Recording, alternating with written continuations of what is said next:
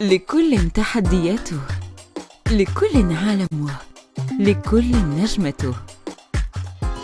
موف موريتيل، عالم جديد يناديكم.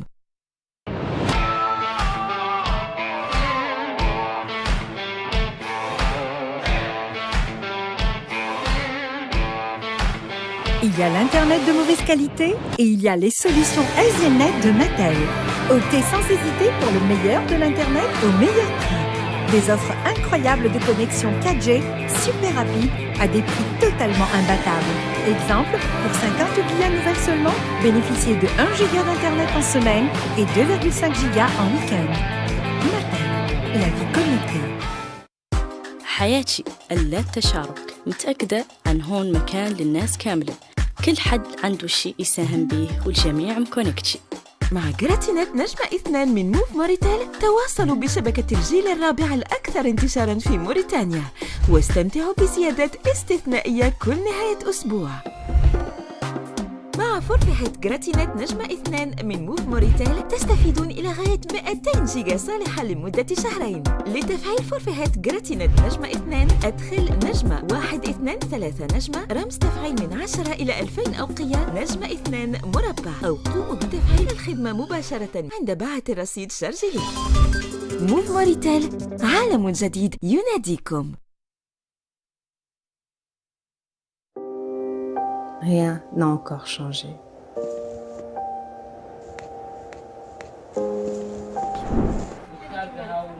Nous avons peut-être oublié, mais le coronavirus est toujours parmi nous.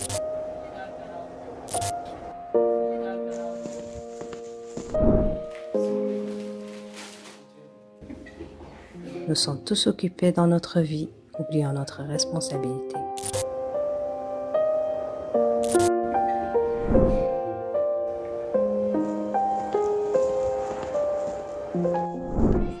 La responsabilité de nous protéger ainsi que nos proches en appliquant les mesures de précaution, dont la plus importante est le vaccin.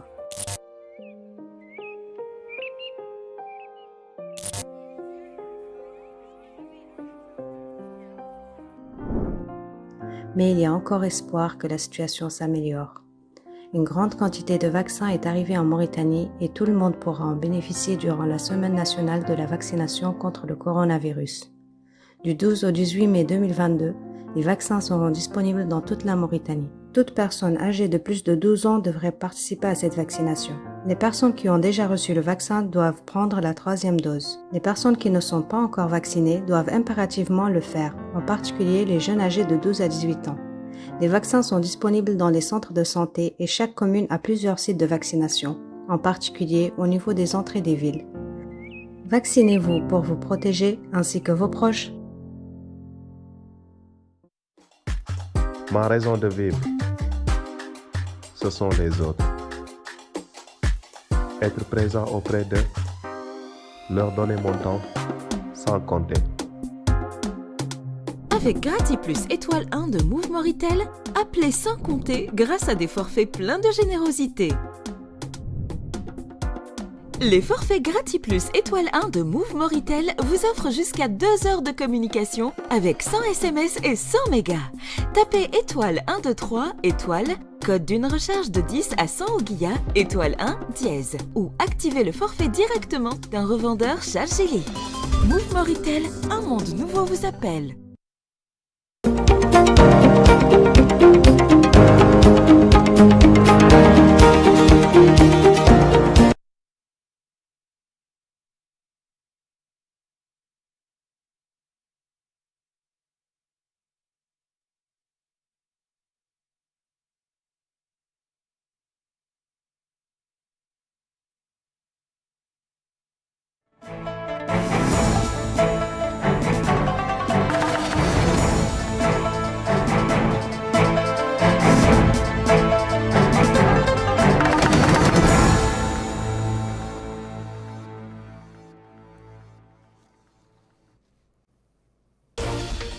Le président de la République de retour hier soir à Nouakchott après avoir présenté les condoléances de la Mauritanie à l'État des Émirats arabes unis.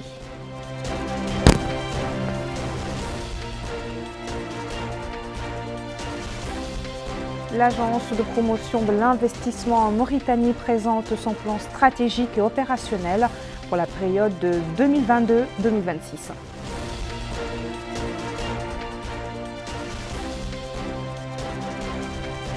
Et Nouakchott abrite un atelier sur la cybersécurité visant à lutter contre la cybercriminalité.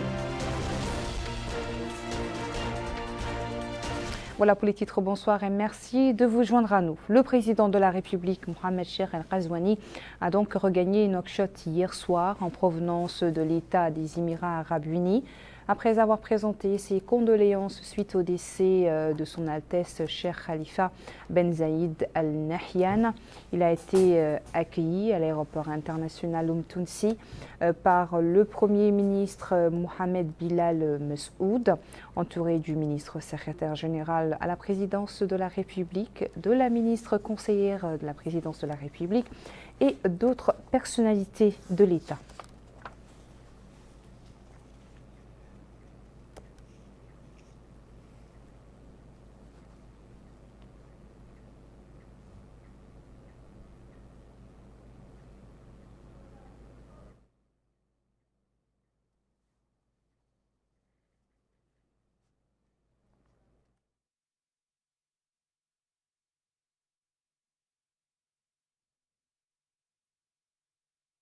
Je voulais signaler dans les titres, l'agence de promotion de l'investissement en Mauritanie APIM a dévoilé aujourd'hui lors d'un forum organisé à Nouakchott son plan stratégique et opérationnel pour les 4 prochaines années. Le ministre des Affaires économiques et de la promotion des secteurs productifs, Ousmane Mamadou Kane, 4 années. Dans son allocution, le ministre des Affaires économiques et de la promotion des secteurs productifs, Ousmane Mamadou Kane, donc je disais tout à l'heure, a indiqué que la feuille de route présentée par la PIM est le résultat d'un processus collaboratif entre l'administration publique et le secteur privé. Aminata Kane. Lancement du plan stratégique et global de l'agence d'investissement APIM pour la période 2022-2026 sur la supervision du ministre des Affaires économiques et de la promotion des secteurs productifs qui a déclaré en substance. Depuis sa création, l'APIM n'a pas ménagé ses efforts auprès de ses partenaires locaux, aussi bien du secteur public que du secteur privé, national, mais aussi de la société civile et de la communauté internationale pour écouter, conseiller et accompagner. Elle est parvenue en peu de temps à impulser une dynamique nouvelle en matière de promotion des investissements en délivrant 37 certificats d'investissement correspondant à un montant d'investissement déclaré de 13,4 milliards de MRU ou 134 milliards d'anciens oubliés. Une année après sa création, nous nous réunissons pour passer en revue le plan stratégique et opérationnel dont elle s'est dotée et qui devrait lui permettre de contribuer de façon substantielle à la transformation économique de notre pays. Longtemps dépendante de l'industrie extractive, la Mauritanie est aujourd'hui engagée dans un processus irréversible de diversification et de transformation de son économie. Le potentiel de développement sectoriel de la Mauritanie est important, mais reste sous-exploité. Et la contribution du secteur productif non minier demeure encore trop faible au regard de son potentiel. Notre pays a l'avantage de bénéficier d'un grand nombre d'opérateurs économiques qui peuvent contribuer à la croissance économique. Les petites et moyennes entreprises doivent occuper une place centrale dans l'économie nationale, en particulier dans la création d'emplois de qualité.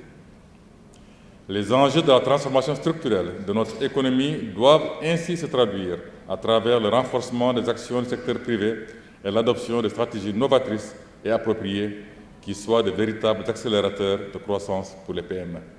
Pour la directrice générale de l'API, il est important d'élaborer un plan stratégique et une feuille de route qui sont nécessaires à la clarification de la direction à prendre pour répondre aux missions qui sont assignées à l'agence. Il y a donc un an, débuté les activités de l'APIM, institution naissante qui devait faire ses preuves. Nous avons pris le train en marche afin de contribuer à l'objectif commun de transformation économique et de création de richesses durables et partagées pour les Mauritaniens.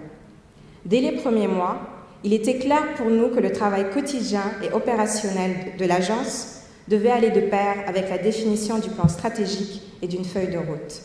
Ceci dans le but d'avoir une vision claire de la direction que nous devions prendre pour mettre à exécution notre plan d'action, s'inscrivant dans le cadre d'un mandat ambitieux et d'attentes élevées émanant des parties prenantes, à savoir nos tutelles, le secteur privé national et les investisseurs internationaux.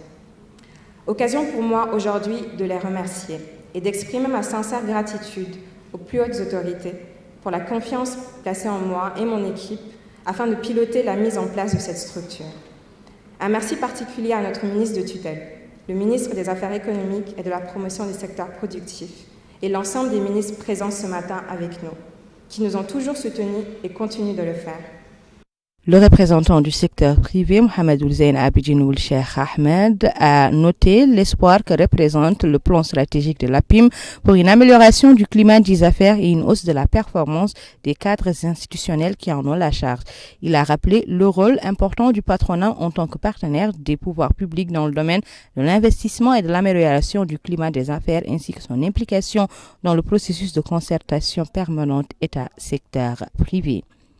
La représentante de la Banque mondiale, Cristina Santos, a quant à elle noté l'important rôle que devra jouer le secteur privé dans le développement économique des États. L'expérience a montré que les agences de promotion des investissements constituent des chevilles ouvrières essentielles pour assurer un lien, un dialogue, un partage d'informations dans les deux sens entre le secteur privé et le secteur public. Le groupe de la Banque mondiale est honoré d'être un partenaire de l'APIM depuis sa création, l'ayant soutenu dans l'établissement de ses fonctions. Enfin, la directrice générale de l'APIM, Aïssata Lam, a tenu une conférence de presse où elle a rappelé l'importance de l'implication de tous les acteurs majeurs des secteurs privés et publics dans l'élaboration de cette stratégie. Elle en a présenté plusieurs axes majeurs et a en outre insisté sur l'importance de la cohésion et de la concertation de tous acteurs publics et privés pour la mise en œuvre efficiente de cette feuille de route. La numérisation, une arme à double tranchant qui peut servir et desservir le développement. Cela dépend de l'utilisation qu'on en fait. Avec la collaboration de l'Union européenne, la Mauritanie s'attelle à renforcer son dispositif contre la cybercriminalité. Le ministre de la Transition numérique, de l'innovation et de la modernisation de l'administration a dans ce cadre organisé ce lundi un atelier qui comporte 3 activités: la sensibilisation sur la sécurité numérique, la création d'une équipe de sécurité cybernétique et enfin la réception d'équipements de laboratoire et de criminalistique numérique. Abdullah Damaba. La salle des réunions du ministère de la Transition numérique, de l'innovation et de la modernisation de l'administration a abrité cette cérémonie de remise d'équipements pour la lutte contre la cybercriminalité numérique. Ces rencontres rentrent dans le cadre du projet Quarcy, réponse de l'Afrique de l'Ouest, la cybercriminalité financée par l'Union européenne. Le ministre de la Transition numérique, de l'innovation et de la modernisation de l'administration, Cheikh El-Kebir Ould Moulay Tahar, a affirmé que le président de la République, Mohamed Ould Cheikh El Ghazouani, accorde une importance particulière à la numérisation et à l'innovation. Il a ensuite mis en avant le développement du réseau des fibres optiques, l'émergence de nouveaux fournisseurs d'accès à Internet et les différentes stratégies exécutées par ce département, dont la stratégie nationale de sécurité numérique 2022-2025. L'Union européenne appuie fortement les efforts de la Mauritanie dans cette démarche de transition numérique, en particulier au travers de la Banque européenne d'investissement pour le raccordement interne de la Mauritanie, mais aussi son raccordement aux réseaux mondiaux. Nous appuyons également la construction d'un data center à Nouakchott, comme vous le saurez, avec un appui d'environ 9 millions d'euros. Mais, avec cette augmentation de la virtualisation de nos interactions, la criminalité a trouvé un nouveau terrain de jeu, avec force inventivité, souvent plus rapide que notre capacité à y répondre. Les objectifs du projet Quarcy ont été mis en avant. Expertise France, agence française de coopération technique, travaille aux côtés de la commission de la CEDEAO depuis février 2019 pour contribuer à renforcer la cybersécurité et à combattre la cybercriminalité au profit de ses États membres et de la République islamique de Mauritanie. L'Union européenne et la commission de la CEDEAO, et j'en profite pour les remercier de leur confiance, nous ont demandé de mettre en œuvre le projet Quarcy. Nous le faisons en proposant des solutions concrètes qui répondent aux réalités et besoins du pays dans une optique de complémentarité et d'efficacité pour atteindre les objectifs du projet Okwarse qui sont l'amélioration de la résilience et de la robustesse des infrastructures de l'information et l'amélioration des capacités des parties prenantes en charge de la lutte contre la cybercriminalité. Mohamed Lamine Salehi a évoqué la stratégie qui est mise en œuvre par le gouvernement dans le cadre de la lutte contre la cybercriminalité en termes d'opération et de formation des ressources humaines. Au cours de cette cérémonie, la stratégie nationale de sécurité numérique 2022-2025 a été présentée, ainsi que les défis dans ce cadre. Le commandant à la gendarmerie nationale, Ahmed Bachir Sidi Ould Salem, a évoqué la stratégie de ce secteur et le cadre législatif et réglementaire qui a été élaboré. Parlons à présent de la semaine nationale de vaccination contre la pandémie Covid-19 qui se poursuit. D'intenses efforts de sensibilisation sont menés par les autorités centrales et locales pour encourager le plus grand nombre de citoyens à se faire vacciner. Ici à Nouakchott, le coordinateur régional de la campagne nationale de vaccination au niveau du Nouakchott-Ouest, qui n'est autre que le délégué général à la solidarité nationale et à la lutte contre l'exclusion, Taazour, a saisi la visite qu'il a effectuée au port de pêche artisanale et au niveau de 2 écoles dans les Mourata de Sepra et du Xar pour appeler les citoyens à affluer vers les centres de vaccination. Mohamed Rakat pour le compte-rendu. Le marché du poisson, c'est à la plage de Tavrazen, était aujourd'hui la première étape d'une tournée du directeur général de la délégation nationale à la solidarité nationale et à la lutte contre l'exclusion, Taazour, M. Mohamed Ali ou Sidi Mohamed, coordinateur régional de la campagne nationale de vaccination au niveau de la wilaya de Nouakchott-Ouest, dont le Wali, M. Abdelrahman ou Hassan, l'accompagnait. Ici, le directeur général de Taazour a visité les points de vaccination, écoutant au passage des explications détaillé du directeur général du marché des poissons, M. Dechag Ould Sid Makhtar, relative aux dispositions prises pour le bon déroulement de l'opération de vaccination des populations cibles et leur sensibilisation quant à l'impérieuse nécessité de prendre des doses de vaccin initial ou de rappel pour se prémunir contre la pandémie et freiner sa circulation. L'autre étape de cette tournée était la Muqata'a de Sabra, où la délégation du directeur général de Taazour s'est rendue à l'école Salih Ould Abdelwahab, s'informant sur le déroulement des opérations de vaccination, notamment au niveau des jeunes écoliers et des populations cibles. La troisième étape de ce déplacement du délégué général à la solidarité nationale et à la lutte contre l'exclusion était l'école Sid Ahmed Ould Ahmed Aïd dans la Muqata'a du Ksar, où il a pris le pouls de la situation et s'est informé sur les opérations de vaccination contre la pandémie de la Covid-19 avant de déclarer que cette tournée a porté sur les centres de vaccination au niveau des 3 Muqata'a de la wilaya de Nouakchott-Ouest, dont il est le coordinateur, constatant de lui-même que l'affluence était très significative, plus grande que les jours précédents, dit-il, même si elle reste en deçà des attentes et que les opérations de vaccination se déroulent dans de bonnes conditions. Il a appelé les populations à se lier vers les centres de santé.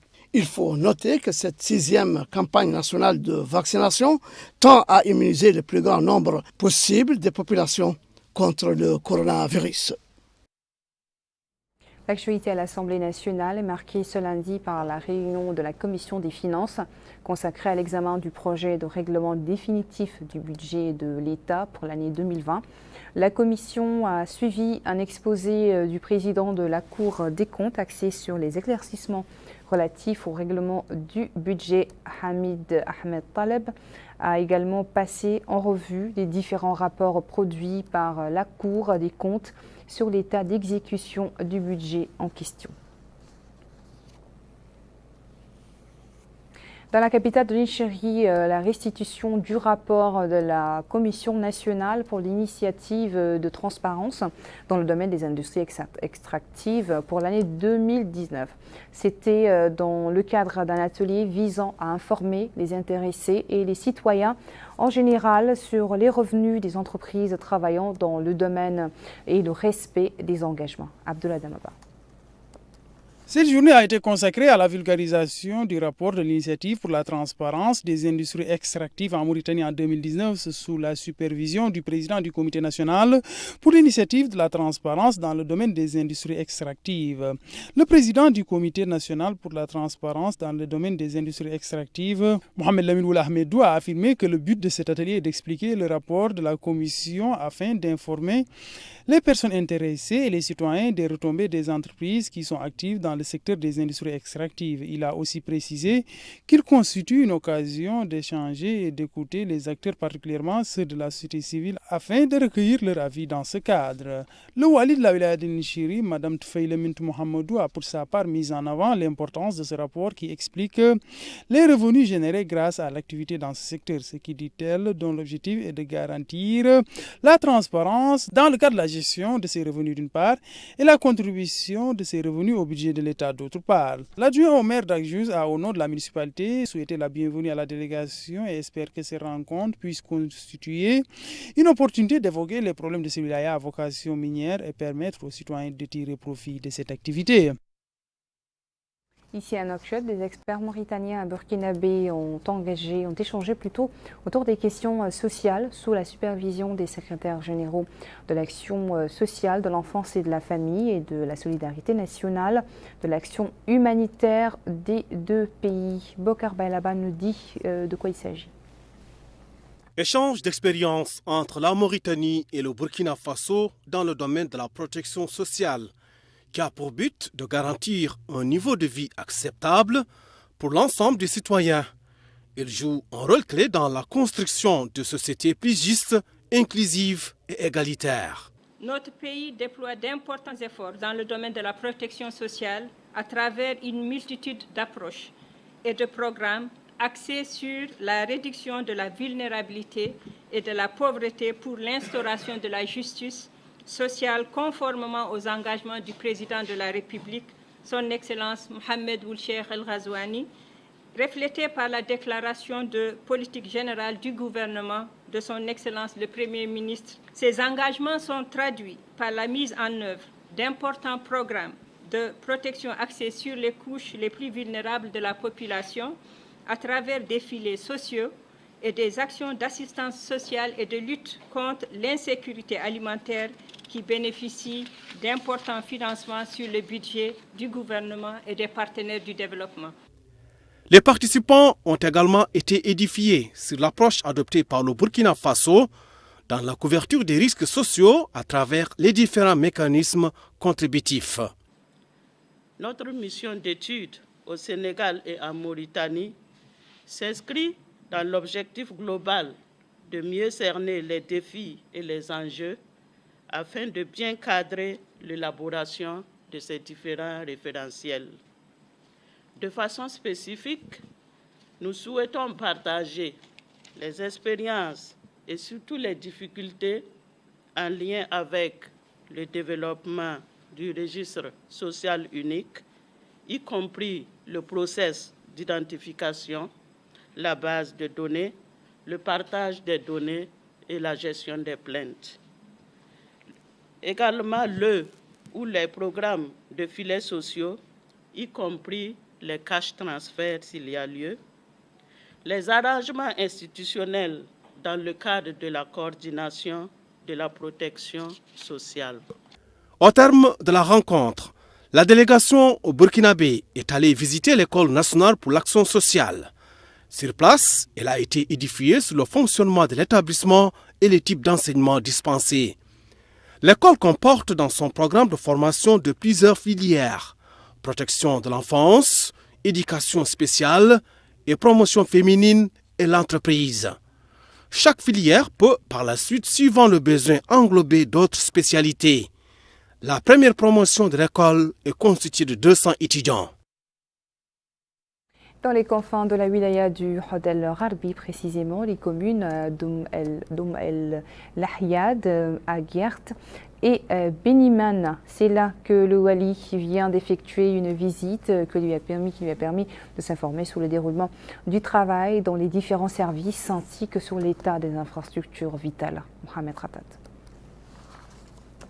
C'est une tournée de 2 jours que vient d'effectuer le wali du Hod al-Gharbi, M. Mukhtar Ould-Handi, dans 4 communes, Ayoun, Lahriad, Aqjert et Ben Amman, pour s'informer sur l'état des lieux, constater de visu le déroulement du travail dans les différents services et les infrastructures vitales, qu'elles soient éducatives ou sanitaires, mais également les installations hydrauliques, les services d'électricité, ainsi que l'élevage, prenant connaissance des difficultés auxquelles sont confrontés ces services avant de tenir réunion avec les populations, les élus, les notables et les acteurs socio-économiques, écoutant les interventions des uns et des autres et répondant à leurs questionnements. L'occasion également pour le wali de préciser que le but de son déplacement est de prendre connaissance sur place des conditions de vie des populations et de s'informer sur les problèmes qu'elles rencontrent en vue de leur trouver des solutions appropriées conformément aux instructions du président de la République, Mohamed El-Cheikh Al-Qazouani, de la nécessité de rapprocher les services du citoyen. Il a ajouté que l'administration doit être constamment au service du citoyen et lui permettre d'accéder aux services de manière garantissant sa dignité. De même qu'il a insisté sur la nécessité de lutter contre la sédentarisation sauvage qui gaspille, a-t-il dit, les énergies et empêche une bonne exploitation des infrastructures disponibles. Le wali a assuré que tous les problèmes posés aux populations trouveront des solutions dans la mesure du possible, précisant que l'administration est désormais en mesure de suivre les problèmes grâce aux moyens mis à sa disposition. Enfin, il a exhorté les populations à se faire vacciner au cours de la campagne de vaccination actuelle, soulignant que c'est le meilleur moyen de se protéger contre la Covid-19. Il convient de noter que dans la Muqata'a d'Ayoun, le wali s'était informé sur l'état des lieux de certaines infrastructures de base et les obstacles qui entravent leur développement et l'amélioration du service public dans la wilaya du Hod al-Gharbi. Et dans la wilaya de l'Assaba, le wali Mohamed Ahmed Mouloud a supervisé aujourd'hui à Kifa l'ouverture d'un atelier pour renforcer l'efficacité des comités régionaux de gestion des urgences en cas de catastrophe. Abdullah Damaba. Ces rencontres de 2 jours comptent renforcer les capacités des comités de gestion des crises au niveau régional. Des exposés vont être présentés afin de mieux préparer les agents des comités régionaux de gestion des catastrophes à faire face à des situations de crise. Le wali de la wilaya de l'Assaba, Mohamed Ould-Ahmed Mouloud, a affirmé que cet atelier s'inscrit dans le cadre des efforts des autorités visant à sécuriser les citoyens et leurs biens contre tout danger et catastrophe. Il a aussi exprimé ses remerciements à l'endroit du programme des Nations Unies pour le développement PNUD pour avoir contribué à la tenue de cette activité, de même que la délégation générale à la sécurité civile et à la gestion des crises. Le directeur de la prévention et du contrôle à la délégation générale à la sécurité civile et à la gestion des crises a indiqué que la délégation s'attelle à identifier et neutraliser tous les risques et catastrophes. Il a ensuite précisé qu'il s'agit de doter les comités régionaux des aptitudes nécessaires dans le cadre de la gestion des crises. Le chargé du programme au programme des Nations Unies pour le développement PNUD, Dia Ousmane Amadou, a quant à lui mis en avant le soutien de cette organisation à l'atteinte des objectifs fixés dans cette optique. Le wali du Kifa avait au cours de la journée pris le pouls de la vaccination dans la commune d'Aguerat en se rendant dans le point de santé et dans le marché municipal où il a exhorté les populations à contribuer à la campagne en cours. Ici, à Kifa, les autorités administratives et sanitaires mettent les bouchées doubles avec l'approche de la fin de cette 6e campagne nationale de vaccination pour poursuivre la campagne de sensibilisation et le suivi des opérations dans les différents centres de vaccination. Là, le Hakem de Kifa est à pied d'œuvre pour sensibiliser les populations et les inciter à prendre des doses de vaccins, soulignant qu'il a été constaté un ralentissement dans la prise des vaccins et, dit-il, c'est pourquoi nous avons décidé de mener des sensibilisations de proximité allant sur le terrain et cela a produit son effet, l'affluence allant grandissante. Il a lancé un appel aux citoyens à se rier vers les centres de santé, insistant sur la nécessité pour chacun de comprendre la gravité de la pandémie et de saisir l'opportunité de cette campagne de vaccination pour se prémunir. Surtout, dit-il, que les pouvoirs publics ont déployé de gros efforts pour disponibiliser les vaccins. Il est à noter que le wali de l'Assaba, M. Mohamed Ould-Ahmed Mouloud, avait visité en accompagné des autorités administratives et sanitaires, plusieurs centres de vaccination, dont celui de la commune d'Aghorat, et certaines équipes mobiles actives sur le terrain pour toucher le plus grand nombre de citoyens avant la fin de cette semaine de sensibilisation et de vaccination contre la Covid-19. Et dans le cadre toujours du suivi de l'opération de vaccination, le Wali du Trarza a visité les centres de vaccination dans certaines communes de Bouti-Limite et son collègue du Gorgol allait aussi visiter le chef-lieu de Tefondé-Sivé pour s'enquérir des conditions de vie des populations et du fonctionnement des services publics. Bokar Baylaba. Rapprocher les services publics des citoyens et impulser un cadre de développement local. Tels sont les objectifs de la visite du Wali du Gorgol, Ahmed Naoul Sidiebe, dans l'arrondissement administratif de Tefondé-Sivé. Il s'est également rendu dans l'établissement scolaire de la ville et le point de santé qui sera désormais transformé en centre de santé de catégorie A. Le Wali s'est également informé du fonctionnement de la station de dessalement d'eau et le site de vente d'aliments de bétail. Au cours des différentes étapes de cette visite, le Wali a reçu des explications détaillées sur le fonctionnement des structures, la qualité du service public rendu, prenant le soin de noter les problèmes soulevés et les propositions pour les résoudre. Par la suite, le Wali du Gorgol a présidé une rencontre avec les populations locales, au cours de laquelle il a expliqué que le but de cette visite est de communiquer directement avec les citoyens, d'être à l'écoute de leurs problèmes et rechercher des solutions appropriées en application des instructions du président de la République, M. Mohamed Ould Cheikh El Ghazouani. Plusieurs intervenants se sont relayés pour louer cette visite et saluer les efforts déployés par les pouvoirs publics au service du développement local. Direction Trarza, là aussi, les autorités administratives s'activent pour impulser un cadre de développement local. Ainsi, le Wali Rabbi Raboul Bounna Ould Abidine a effectué une visite d'information dans la localité de Mouassar. Sur place, il a tenu une réunion avec les habitants et les responsables des services compétents. Il s'est également informé du processus de l'opération de vaccination contre le Covid-19. Le Wali du Trarza s'est également rendu dans la localité de Nebariya. Là aussi, il a décliné l'objectif de sa visite qui consiste à prendre contact directement avec les populations, de s'informer sur les problèmes qui leur sont posés et de leur chercher des solutions appropriées. Les habitants n'ont pas d'ailleurs manqué de saluer les récentes réalisations engagées dans la zone, touchant plusieurs domaines. Le Wali du Trarza a également effectué des visites dans les localités de Tenqadesh et Azouar, où il a tenu des réunions similaires.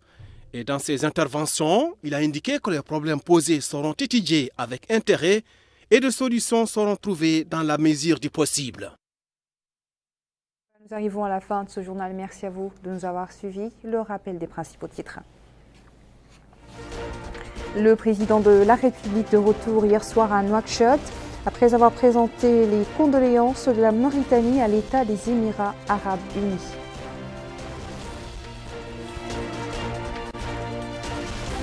L'agence de promotion de l'investissement en Mauritanie présente son plan stratégique et opérationnel pour la période 2022-2026.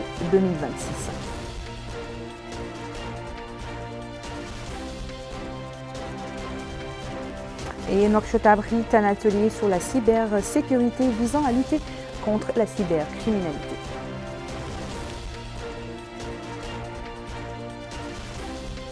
Je vous retrouve dans quelques instants pour votre émission. Je me suis Rastala.